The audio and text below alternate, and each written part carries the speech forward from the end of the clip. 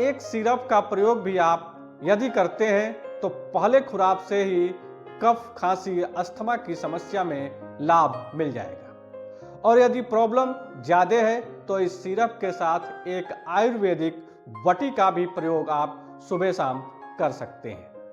दोस्तों, इस सिरप का नाम है स्वसारी प्रवाही। स्वसारी प्रवाही का प्रयोग बच्चे, महिला, पुरुष सभी कर सकते हैं। बच्चों को 2 ml से 10 ml तक उम्र के हिसाब से देना चाहिए और दिन में 3 बार। वयस्क को 15 से 20 ml दिन में 3 बार देना चाहिए और अगर समस्या ज़्यादा है तो साथ में खदिर आदि बटी की 2-2 गोली सुबह शाम लेना चाहिए। पहले खुराक से ही अद्भुत लाभ मिलने लगता है। यह दवा श्वसन तंत्र को भी स्वस्थ बनाए रखता है तथा फेफड़े का अच्छे